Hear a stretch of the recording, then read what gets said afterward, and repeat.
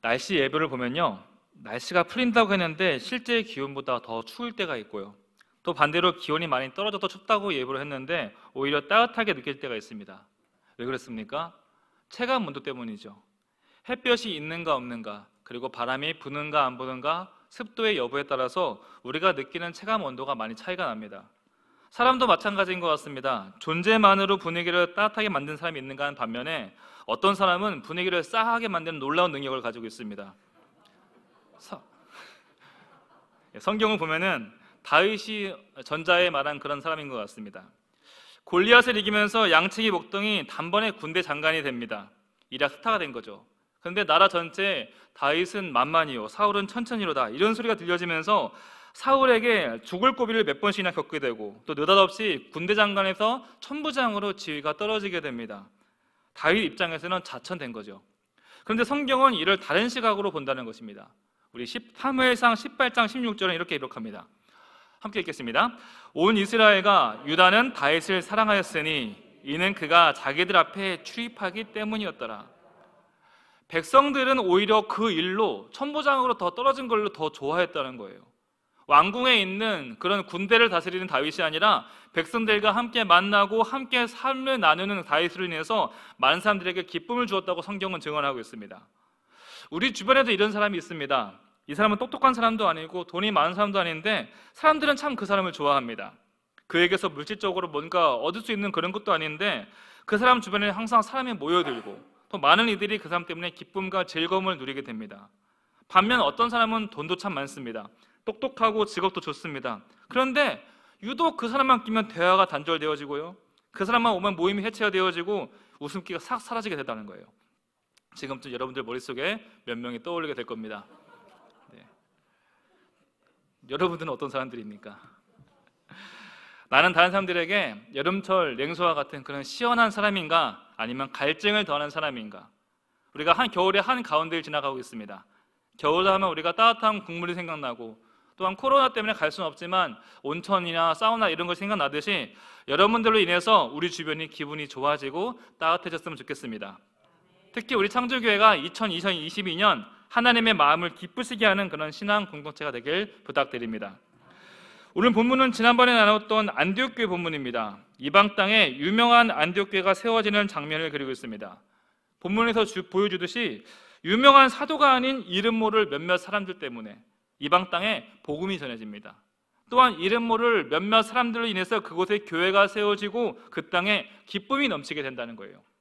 저는 이 본문만 보면 가슴이 뜨거워지는 것이 따뜻한 온기를 가진 몇몇 사람들 때문에, 성령의 불씨를 가진 몇몇 사람들로 인해서 차갑고 황량하기만 한 이방 땅에 뜨거운 불이 일어나게 되었다는 것입니다. 왜 교회가 이 땅의 소망인지, 왜 그리스도인들 한 명 한 명이 이 땅이 그렇게 소중한지를 너무나 생생하게 증거하는 장면이 바로 이 본문이라는 것이죠. 제가 오늘 여러분들에게 도전하고 싶은 것이 바로 이겁니다. 오늘 우리가 살아가는 바로 이곳이 안디옥의 척박한 이방 땅입니다. 하나님께서는 우리를 안디옥과 같은 곳으로 보내셨고 지금도 안디옥으로 보내고 계십니다. 하지만 보냄받은 여러분들이 그 성령의 불씨를 가지고 있다면, 그런 여러분으로 인해서 그 척박한 땅이 기름지고 비옥한 땅으로 변화되어진다는 것입니다. 가정에서 나홀로 신앙생활하는 것이 어렵습니다. 또한 직장에서 나홀로 신앙 양심과 윤리를 가지고 있는 것이 정말 어렵습니다. 그러나 그런 여러분들이 그 가정과 그 직장을 살리기 위한 하나님의 소중한 불씨라는 것입니다. 사랑하는 성도 여러분, 언제나 어디에서나 하나님의 꺼지지 않는 불씨로 서 계시길 주님의 이름으로 축복합니다.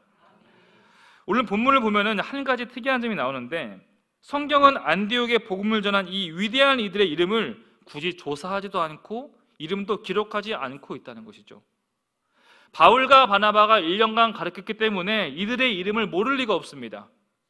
그럼에도 이토록 중요한 이 교회에 이 중요한 이들의 이름이 기록되지 않은 이유가 무엇이겠습니까? 어쩌면 다윗이 군대 장관으로 있을 때보다 백성들 사이를 출입하는 천부장으로 있을 때가 백성들에게 더 큰 기쁨을 주었듯이, 사도로 불려지고 존경받는 어떤 이름으로 들려지는 그런 사람보다 이방 사람들에게 그저 그리스도인이라 불려지는 사람, 이방 사람들에게 기쁨이 되어준 이들의 모습이 훨씬 더 귀하고 아름다운 것이 아닐까. 어쩌면 성경이 이것을 말하고자 의도적으로 이름을 밝히지 않은 것은 아닐까라고 생각을 하게 됩니다. 다 알다시피 오병이어가 있습니다. 물고기 2마리와 떡 5개로 5,000명을 먹이신 예수님의 놀라운 이야기입니다. 그런데 이 놀라운 사건의 시작이 어디에서 시작됩니까? 이름 모를 어린 아이가 내어준 작은 떡과 물고기에서 이 이야기가 시작되어진다는 것이죠. 성경이 증언하는 바는 하나님 앞에서 내가 가진 것이 많고 적고가 문제되지 않는다는 것입니다. 성경은 우리의 많고 적음에 문제 삼지 않습니다. 무엇이 중요하겠습니까?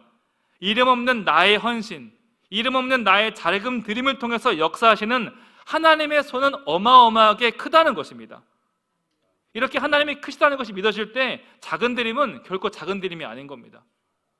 하나님의 크시다는 것이 믿어질 때 나의 작은 헌신이 더 이상 작은 헌신이 아니라는 것이에요. 우리 하나님이 어떤 하나님이십니까? 죄인을 의인이라고 부르신 하나님이시죠. 죽은 자를 살리시고 없는 것을 있는 것으로 부르신 하나님이십니다.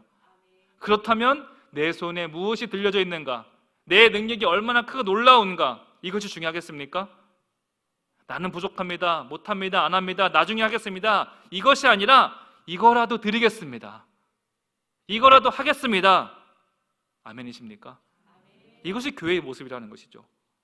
이름 모를 누군가로 인해서 안디옥 교회가 세워졌듯이, 이름 모를 누군가의 작은 헌신을 통해서, 드림을 통해서 5,000명을 먹이는 역사가 있었듯이, 진정으로 우리가 하나님을 믿는다면 내 형편, 내 상황, 내 능력을 묵상할 것이 아니라 하나님의 크신 능력을 바라봐야 한다는 것입니다. 내 손에 들린 게 물맷돌이어도 하나님께 붙들리면 우리는 골리앗을 이기는 것입니다. 내 손에 들린 게 낡은 작은 지팡이여도 우리가 하나님께 붙들린다면 그 지팡이는 홍해를 가르는 하나님의 지팡이가 되어진다는 것입니다. 다만 우리가 할 것인가 하지 않을 것인가, 순종할 것인가 모른 채 할 것인가, 여기에서 우리가 하나님의 능력을 누리는 사람과 누리지 못하고 그저 그림의 떡으로 여기는 사람으로 나뉘어질 수 있다는 것입니다. 안디옥 교회처럼 교회는 누군가의 헌신과 기도로 세워집니다. 이름 모를 누군가의 기도가 쌓이고 쌓여서 세워지는 것이 바로 교회입니다. 애초부터 교회라는 것이 그렇습니다. 기도와 자발적인 헌신이 아니면 절대로 돌아가지 않도록 특별한 설계 구조를 가진 것이 바로 교회입니다. 그런데 어느 순간 돈과 경험이 쌓여서 더 이상 헌신이 그렇게 필요하지 않을 때, 더 이상 기도가 간절하지 않은 교회에서는 교회라는 구조, 이런 건물은 운영될지 몰라도 하나님의 일하심을 우리는 볼 수 없습니다. 지난번에 말씀드렸듯이 작은 교회에서는 왜 하나님의 일하심이 생생하겠습니까? 작은 교회는요, 기도와 헌신이 전부 다거든요. 하나님의 은혜가 아니고선 도저히 살 수 없는 것이 작은 교회입니다. 하나님을 전적으로 신뢰하는 그 순수한 믿음과 기도, 그것이 교회를 진정한 교회 되게 한다는 것이죠.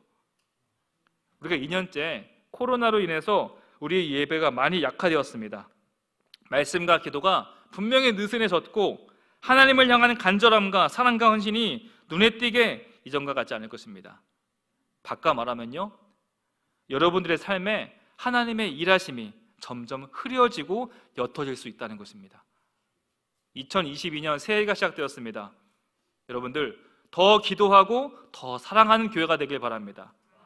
여러분들이 가진 그 성령의 불씨가 거대한 불이 되어서 활활 타오르는 교회가 되길 주님의 이름으로 축복합니다. 대학을 입학하고 참 좋은 선배를 만났습니다. 참 저를 잘 챙겨주고 항상 저를 데리고 다녔습니다. 그래서 그 선배만 따라다니면 밥값을 낼 일도 없고요, 전공책도 구해주고 좋은 사람도 소개시켜주고요, 정말 나는 뭐 하나 하는 거 없이 따라다니기만 해도 재미있고 계속 무언가를 얻게 되어지고 경험하게 되었습니다. 근데 성경을 보니까 예수님의 제자들 정말로 별 볼 일 없는 사람들이고 자격 없는 사람들이었습니다. 그런데 예수님 따라다니더니 그들도 병자를 고치고 그들도 귀신을 내쫓더라는 것이죠. 예수님 따라다니더니 무식한 그들이 사도가 되어서 복음을 계승하고 복음을 전승하는 위대한 사도가 되었다는 것이죠.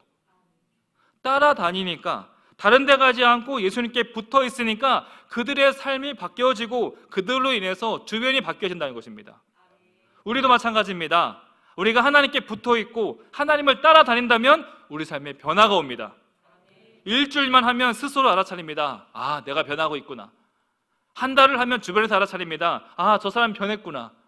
그리고 1년을 하면 여러분들로 인해서 주변이 바뀌게 됩니다.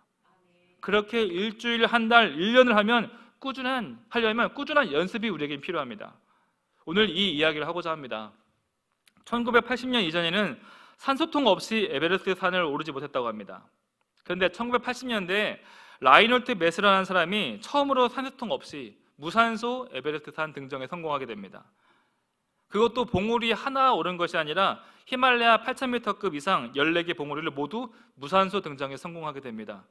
그럼 이 메스너가 어떻게 불가능하다고 여긴 기적 같은 일을 할 수 있었나? 바로 고소수능에 있습니다. 이 고소수능이 뭐냐면은 높은 산에 적응할 수 있는 능력을 키우는 겁니다. 한 번에 쭉 산에 올라가는 것이 아니라 어느 지점에 올라가서 그 환경에 적응을 하고 적응해서 적응할 때까지 머무르는 겁니다. 그리고 어느 정도 적응을 하면 다시 올라가고, 또 오르다가 고산병 증세가 나타나게 되면은 그 증상이 완화될 때까지 머무르다가 다시 올라가고, 또 어느 지점에서 산소가 부족하면 부족한 산소로도 적응이 될 때까지 머무르다 다시 올라가고, 이렇게 머무름과 연속적인 오름을 통해서 등정에 성공할 수 있었다는 것입니다. 열정만으로 산을 오르시는 것이 아니라 오랜 시간 그 환경에 적응하고 연습하고 반복적인 연습을 통해서 불가능이 가능으로 바뀌게 됩니다. 저와 아내는요, 결혼하기 3-4개월 전부터 상당히 바빴습니다. 결혼이 코앞인데 서로 얼굴을 볼 시간이 없는 거예요. 만나도 서로 얼굴 보고 앉아서 얼굴 볼 시간이 없고요. 그 이유가 뭐냐면 결혼식 준비하느냐고 그랬습니다. 제가 볼 때는 늘 그게 그건데 웨딩드레스를 왜 이렇게 자주 바꿔 입는지 모르겠고요. 신혼여행, 예식장, 청첩장, 신부 화장 다 그게 그건데 이거 다 고른다고 그렇게 바쁜 거예요. 근데 어느 순간 울컥 화가 나는 거예요. 야, 내가 지금 뭐 하고 있는 건가? 정작 잘 살아보겠다고 결혼하는 건데 그 중요한 그 시기에 진짜 결혼 준비, 진짜 결혼 후의 삶에 대한 준비는 어느 것도 하지 않고 있는 저 두 사람의 모습을 발견하게 되었습니다. 정말 중요한 것은 결혼식을 하고 난 그 다음 날부터지 않습니까? 결혼식을 하고 난 다음에 어떻게 살 것인가 미리 배우고 대화하고 나누고 연습을 해야 되는데 전혀 그런 것 없이 1시간이면 끝나버릴 그 결혼식만을 위해서 몇 개월을 바쁘게 지내더라는 거예요. 마치 우리가 교회만 등록하고 세례만 받으면 끝이라는 생각하는 우리의 신앙과 같다고 생각합니다. 오늘 본문 21절을 보면요, 주의 손이 그들과 함께 하심에 수많은 사람들이 믿고 주께로 돌아오더라. 무명의 그리스도인들로 인해서 수많은 사람들이 믿게 되고 돌아오게 됩니다. 믿고 주께 돌아오게 되었다는 것은요, 마치 운동선수가 대표로 선발된 것 같습니다. 이제 선수촌에 입소한 거예요. 태극마크 땄으니 끝이 아니라 이제부터 국제대회를 위해서 더 준비하고 연습해야 되듯이 우리가 하나님의 백성이 되었다면 하나님의 백성은 앞으로 어떻게 살아가야 되는가 이제부터 배우고 연습을 해야 된다는 것입니다. 이스라엘 백성이 모세를 통해서 출애굽을 하게 됩니다. 이제 그들은 노예가 아니죠. 분명히 자유인이고 무엇보다 하나님의 구원받은 백성이 되었습니다. 그럼 홍해를 건너고 출애굽을 한 순간 이제 그들의 삶이 바뀌었습니까? 그들의 생각, 언어 습관들, 행동과 문화가 다 한순간에 바뀝니까? 그렇지 않다는 것이죠. 바뀐 건 그저 신분 하나입니다. 하나님의 백성이 되었지만 여전히 그들은 노예의 언어를 쓰고 있고 노예의 행동을 하면서 누가 봐도 그냥 광야를 떠드는 노예라는 것이죠. 그럼 어떻게 해야 되겠습니까? 바꿔야 된다는 거예요. 백성답게 언어를 바꾸고 습관을 바꾸고 우상을 버려야 된다는 것입니다. 그들의 뼛속까지 박혀있는 노예 근성을 하나같이 바꿔야 된다는 것입니다. 그래서 주님께서는 그들에게 율법을 주신 것입니다. 율법을 기준 삼아서 언어와 행동을 모두 바꾸라고, 바꿔서 신분답게 살아가라고. 마찬가지로요, 21절처럼 믿고 주께 돌아왔다가 끝이 아니라 이제부터 시작이라는 것입니다. 그럼 어떻게 시작을 해야 되나? 우리 23절 말씀 다 같이 읽어보도록 하겠습니다. 함께 봅니다.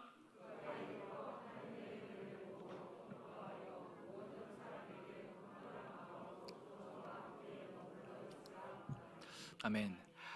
굳건한 마음으로 하나님의 곁에 머물러 있으면서, 붙어 있으면서, 따라다니면서 그 언어나 행동들을 바꿔야 한다는 것이죠. 종종 우리가 자신의 신앙 이력을 자랑하시는 분들이 계십니다. 그런데 가끔씩 그런 훌륭한 이력과 배경을 가지고서 여전히 세상의 언어와 세상의 삶으로 살아가는 분들이 계시다는 것이죠. 신앙의 이력서는 화려한데 그 삶은 음란과 부정과 탐심으로 살아가고 여전히 땅의 것을 쌓고 자랑하며 살아가는 분들이 여전히 계시다는 것입니다. 왜 이렇게 신앙과 삶의 괴리가 큽니까? 믿고 죽기로 돌아왔지만 그 이유가 없다는 거예요. 붙어있고 따라다니지 않으니 변화가 없는 겁니다. 여러분, 신앙생활을 한다는 것은 교회에 출석한다가 아니라 하나님 곁에 붙어 있으면서 내가 변화되어지는 것입니다. 군인들이 혹시 모를 한 번의 전투를 위해서 수시로 연습하고 훈련을 하듯이 하나님 나라의 삶을 이 땅에서 미리 연습하며 살아가는 것이 바로 우리의 신앙생활이 되어야 한다는 것이죠. 남자들은 때가 되면 군대를 갑니다. 근데 군복 입었다고 다 군인 되는 것이 아닌 것이요, 군대 가고 한 1년 정도 지나야 군인 모습이 비로소 좀 보여지기 시작됩니다. 군대 가면 제일 먼저 말이 바뀌고요, 생활 습관 패턴을 다 바꾸게 됩니다. 그리고 내 생각이 아니라 명령에 따르는 것이 익숙해질 때 그때부터 진짜 군인의 모습이 보여지게 됩니다. 예전에 예능 프로그램 중에 진짜 사나이라고 있었습니다. 다들 보신 적 있을 겁니다. 정말 재미가 있었습니다. 연예인들이 군 생활을 체모하면서 벌어지는 재미난 이야기들인데, 여러분들 그 프로그램이 웃기고 재미난 이유가 뭐였습니까? 이유는 하나입니다. 군인 같지 않아서 웃긴 겁니다. 여러분, 진짜 군대는요 재미가 없어요. 오죽하면 타령하겠습니까? 웃을 일이 그렇게 없습니다. 한마디로 군인 옷을 입었는데 군인 같지 않으니까 사람들에게 웃음을 주더라는 것이죠. 마찬가지입니다. 우리가 그리스도의 옷을 입고도 그리스도인 같이 살아가지 않는다면 사탄은 우리를 향해서 조소하고 비웃고 있다는 것입니다. 왜 세상의 교회를 비웃습니까? 교회가 교회 같지 않으니까. 목사가 목사 같지 않고 교인이 교인 같지 않으니까 마치 우리를 향해 코미디 프로 보듯이 웃고 있다는 것입니다. 회심했다고 해서 다가 아니라는 거예요. 죽게 돌아왔다고, 예수 믿고 교회 다닌다고, 신학교 입학했다고 다가 아니라 그때부터 본격적인 시작이 된다는 것입니다. 그때부터 본격적인 삶이 바로 23절 삶이 시작되어진다는 것이죠. 우리가 하나님의 품에 붙어있는 사람을 하나님의 자녀라고 부릅니다. 그런데 신분은 하나님의 자녀지만 그 품을 떠난 사람들, 여전히 세상에 떠나 세상에 빠져서 세상의 언어와 세상의 가치를 따라가는 사람을 우리는 탕자라고 부릅니다. 믿지 않는 사람이 탕자가 아니라 품을 떠난 사람을 탕자라고 한다는 것이죠. 그렇다면 저와 여러분은 어떤 사람인 가운데 있습니까? 나는 지금 아버지의 집에 머물면서 자녀의 건세를 누리는 사람인가? 아니면 여전히 세상을 갈망하는 집 나간 탕자의 모습으로 살아가고 있는가? 지금 내가 서 있는 곳이 어디 있는가? 내가 지금 쓰고 있는 언어와 행동은 무엇인가? 지금 내가 지향하는 삶의 목표를 보건대 현재 여러분들은 어디에 서 계십니까? 바나바는 우리에게 오늘 이렇게 권면합니다. 우리 23절 말씀 다시 한번 큰 목소리로 읽어보도록 하겠습니다. 시작.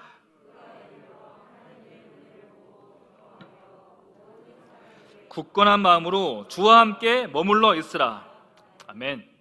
다 함께 따라하겠습니다. 주와 함께 굳건한 마음으로 머무르라. 23절은 우리에게 세 가지를 요청합니다. 첫 번째, 언제나 주와 함께하는 여러분 되시길 바랍니다. 그 두 번째입니다. 흔들리지 않는 굳건한 믿음으로 서 계시길 바랍니다. 그리고 세 번째, 있어야 할 자리를 지키며 하나님 곁에 붙어 계시길 바랍니다. 이거야말로 하나님의 능력을 경험하는, 은혜를 누리는 가장 명확하고 정확한 이정표라는 것입니다. 그리고 이어서 성경은 이렇게 이야기합니다. 우리 25절, 26절 함께 봅니다. 바나바가 사울을 찾으러 다소에 가서 만남에 안디옥에 데리고 와서 둘이 교회에 1년간 모여있어 큰 무리를 가르쳤고 제자들이 안디옥에서 비로소 그리스도인이라 일컬음을 받게 되었더라. 여러분, 굳건한 마음으로 주와 함께 머무르러 한 다음 어떻게 합니까? 바나바는 서둘러 다소로 가서 우리가 잘 알고 있는 사도 바울을 데리고 옵니다. 그리고 나서 바나바와 바울 이 두 사람이 안디옥에서 1년간 가르쳤다고 성경은 기록하고 있습니다. 우리가 다시 한번 알 수 있는 것이 믿고서 끝이 아니라 중심을 잡은 다음에 우리가 해야 될 것은 자리를 지키고 배우고 연습해서 새로운 삶에 익숙해져야 한다는 거예요. 제가 아까 대학 선배를 졸졸졸 따라다녔다고 했는데요, 실제로 선배가 이것저것 가르쳐준 것도 많지만 제일 큰 배움은요, 따라다니면서 이것저것 보고 들으면서 저절로 필요한 것들을 제 스스로 익히게 되더라는 거예요. 첫째 아이를 낳고 기르면서 참 많은 것을 신경 썼습니다. 원래 첫째가 그렇지 않습니까? 잘 가르쳐 보려고 많이 애썼습니다. 근데 여러분들 다 경험해봤겠지만 애쓰고 노력한 만큼 되지 않습니다. 둘째가 태어났습니다. 둘째는 가르치는 것 자체가 안 됐습니다. 가르치려고 하면 울고 도망가고 어찌나 그렇게 안 맞는지. 그런데 그렇게 엄마 아빠한테 배우는 거 안 되는데 이놈이 지 누나가 하는 건 그대로 따라하는 거예요. 가르치는 건 안 되는데 보고 배우는 건 그대로 따라하다는 것이죠. 그러다가 셋째가 태어났습니다. 셋째는 정말 아무것도 안 됩니다. 아무리 가르쳐도 지가 천하무적 셋째인 걸 알아가지고 들어먹지는 않습니다. 가르쳐서 될 게 아니라 이 셋째는요, 그냥 본 대로 들은 대로 지 스스로 크더라는 것이죠. 대체 누굴 닮아서 저러나 싶으면 엄마 아빠 닮아 있고요. 도대체 누굴 닮아서 그러냐 싶으면 누나 모습, 오빠 모습. 강요할 것 없이 붙어 있으니까, 따라다니니까 저절로 닮아지더라는 거예요. 제자들이 예수님과 동행하면서요, 붙어 있으면서 예수님의 말을 배우고 행동을 배우고 점차 사도로 거듭나게 된 것처럼 마찬가지로 우리가 주님께 붙어 있으면 이미 배움은 시작된다는 것이죠. 저는 달리기 잘 못합니다. 빠르지도 않고 오래 달리기도 못합니다. 그런데요, 제가 자동차를 타면요, 내 속도가 아니라 자동차의 속도로 달리게 됩니다. 우리가 하나님께 붙어 있으면 내 속도, 내 힘이 아니라 하나님의 힘과 능력과 지혜로 달릴 수 있다는 것입니다. 그래서 그리스도인의 첫 번째 삶은 바로 붙어 있는 것입니다. 누구와 붙어 있어야 되겠습니까? 하나님께 붙어 있는 것입니다. 다 같이 따라해 봅니다. 2022년 하나님께 붙어 있자. 네, 두 번째로 배움입니다. 제가 설교 초반에 얘기한 것처럼 연습입니다. 중국의 국가대표 탁구 선수들이 하루에 10,000번의 스윙 연습을 한다고 합니다. 10,000번의 스윙 연습을 한 다음에 본격적인 훈련을 시작합니다. 탁구 못 친 사람들이 아니죠. 이미 세계에서 제일 탁구 잘 치는 사람들 모아놓고서 한다는 것이 아침에 눈 뜨자마자 10,000번의 스윙을 합니다. 대표팀 감독이 하는 말이 기가 막힙니다. 잘못된 습관과 동작들이 시합을 지게 만든다. 끊임없이 반복을 해서 실전에서 잘못된 습관들이 단 한 번도 나오지 않아야 된다. 우리가 별거 아니겠지 생각하는 나쁜 말과 행동과 습관들, 예배를 가볍게 여기는 그런 마음들, 다른 사람은 모르는 나만 알고 있는 잘못된 제약들, 이것들이 하나하나 모여서 사탄에게 패배하는 빌미를 제공한다는 것입니다. 작은 구멍 하나에 거대한 댐이 무너지듯이 사소한 것에 우리 삶이 무너질 수 있다는 것이죠. 여러분, 아는 것을 지키는 것이 바로 능력입니다. 우리가 더 많이 공부하고 배울 것도 없습니다. 여러분들 이미 잘 알고 있는 것들, 해야 되는 것들, 그것들이 몸에 익숙해지도록 연습하며 지키는 것이 바로 능력 있는 삶의 기초라는 것이죠. 여러분, 기도해야 되는 거 모르십니까? 말씀 봐야 되는 거 모르십니까?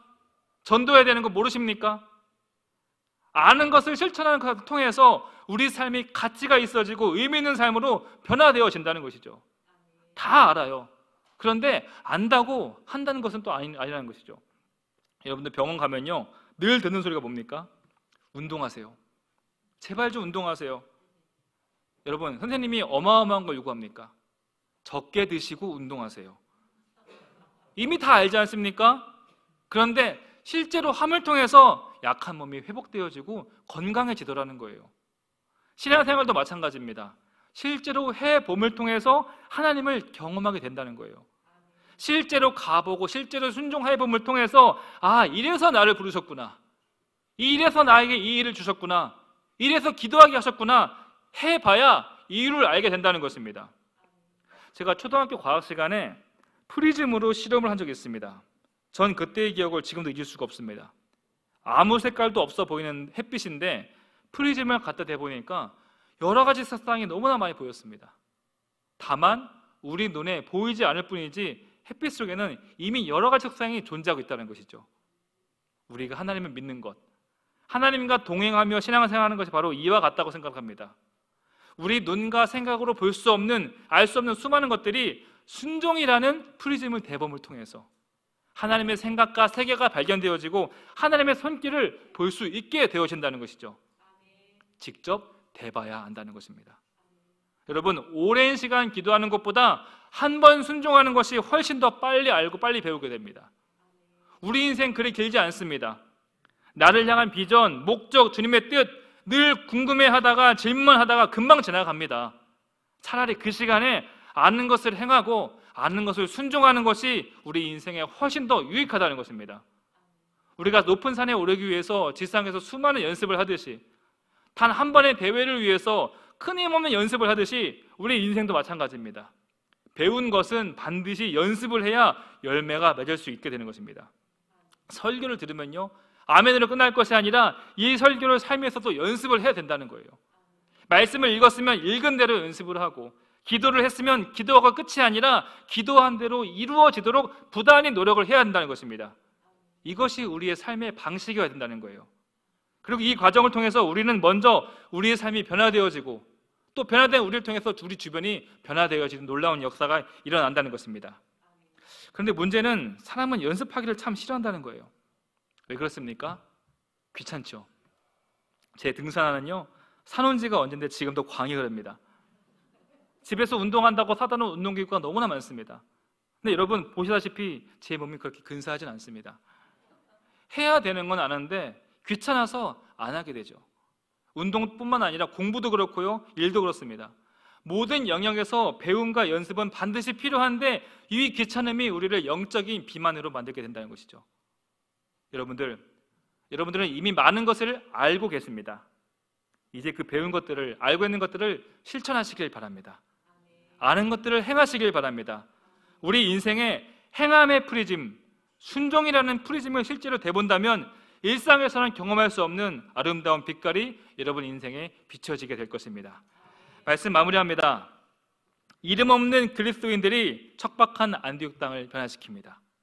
그들이 주와 함께 머물러 있으므로, 그들이 굳건한 마음으로 하나님께 붙어서 부단히 연습하고 배움을 통해서 교회가 세워지고 세상 모든 교회의 본이 되어지고 표지가 되어집니다. 여러분들 2022년 어떤 계획을 갖고 계십니까?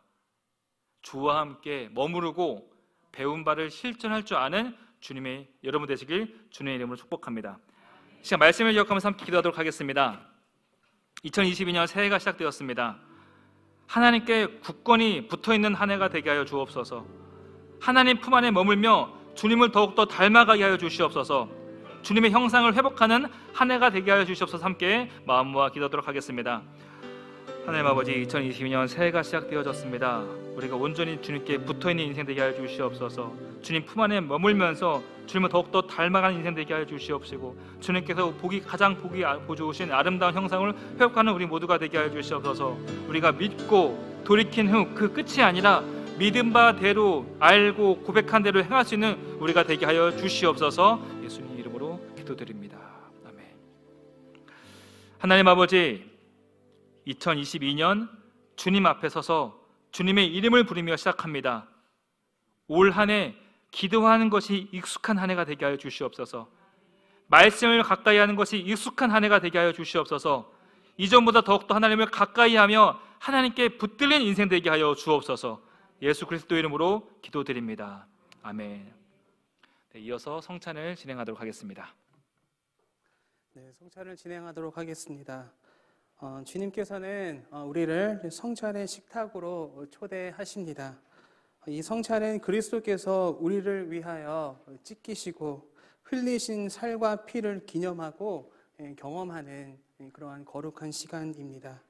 이 성찬은 그리스도를 기념하여 그가 다시 오실 때까지 그의 죽으심과 사심을 기념하는 그러한 예식입니다. 우리로 악한 죄를 이기게 하시고 모든 고난에서 더욱 굳세게 하사 우리를 강하게 하시고 책임을 감당케 하며 믿음으로 이 세상을 살게 하시고 마음의 평안함과 영생의 소망을 확실하게 하여 무한한 유익을 주는 것입니다. 이제 우리는 베푼 상을 통하여 그리스도 앞으로 나아갑니다. 오늘 이 성찬에는 세례 입교를 받으신 분만 참여하시기를 바랍니다. 기도하시겠습니다. 주님, 이 시간 저희들이 주님의 떡과 잔 앞으로 나아갑니다. 성찬으로 주님 앞에 나아갑니다. 우리를 위해 고통 가운데 피 흘려 죽으신 예수 그리스도를 바라보며 그 십자가 사랑을 바라보며 이 거룩한 성찬에 참여하게 하여 주시옵소서. 예수 그리스도의 이름으로 기도드립니다. 아멘. 내가 너희에게 전한 것은 주께 받은 것이니 곧 주 예수께서 잡히시던 밤에 떡을 가지사 축사하시고 떼어 이르시되 이것은 너희를 위하는 내 몸이니 이것을 행하여 나를 기념하라. 주님께서는 그렇게 말씀하셨습니다. 지금 주의 이름으로 이 떡을 나누며 십자가에 달리신 주의 몸을 기념하여 주의 성찬에 참여하기를 바랍니다. 가지고 계신 개별 성찬기를 이렇게 두 개로 분리해 주시고 성찬기에 들어있는 이 떡을 이렇게 꺼내어 주시기 바랍니다.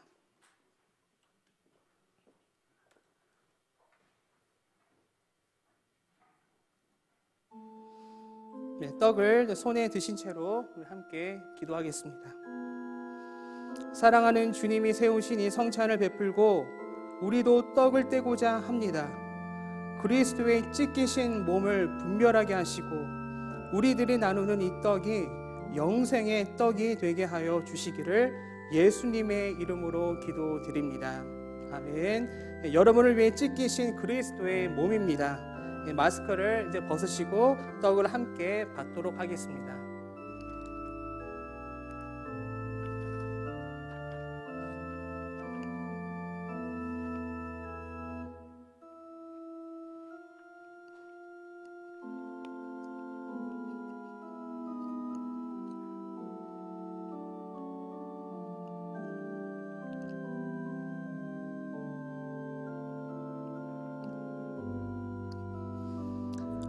우리 주님께서 식후에 잔을 가지사 축사하시고 제자들에게 주시며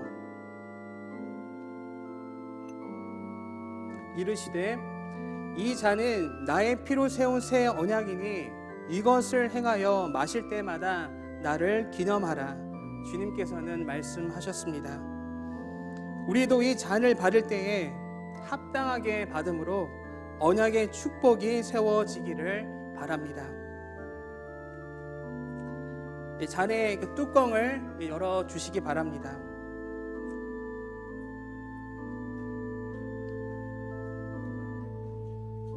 잔의 뚜껑을 열어주시고 잔을 손에 드신 채로 함께 기도하도록 하겠습니다. 거룩하신 주님, 저희가 주의 잔을 나누려 합니다. 흘리신 보혈이 우리로 영생에 이르게 하여 주옵소서. 주님의 사랑을 본받아 서로 사랑하게 하시고 우리의 잔이 언제나 넘치게 하여 주시옵소서. 예수님의 이름으로 기도드립니다. 아멘. 여러분을 위해 흘리신 그리스도의 피입니다. 함께 잔을 받도록 하겠습니다.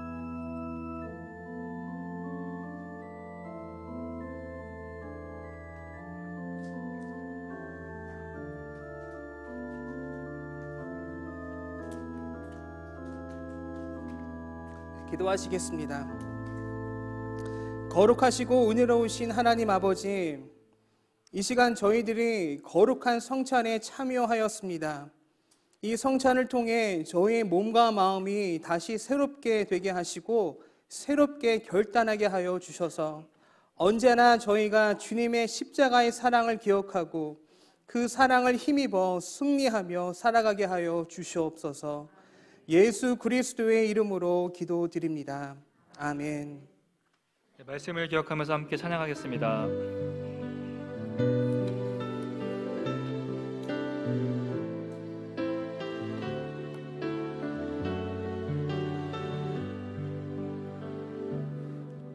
우물가의 여인처럼 난구했네.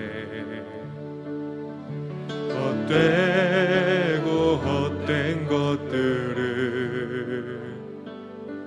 그때 주님 하신 말씀, 내 세매와 생수를 마셔라.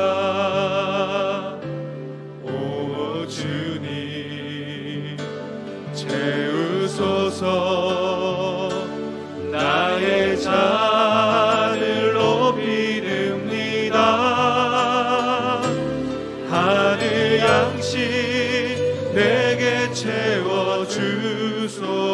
주소서. 넘치도록 채워주소서. 많고 많은 사람들이 찾았었네. 헛되고 헛된 것들을 주 안에 감추인 법에 세상 것과 난 비길 수 없네. 오 주님 채우소서. 나의 잔을 비듭니다. 하늘 양식 내게 채워주소서. 넘치도록 채워주소서. 함께 일어나서 찬양하겠습니다. 내 친구여 거기서 돌아오라. 내 주의 넓은 품으로 우리 주님 너를 반겨 그 넓은 품에 안아주시리. 오 주님 채우소서. 나의 잔을 비듭니다. 하늘 양식 내게 채워주소서. 넘치도록 채워주소서.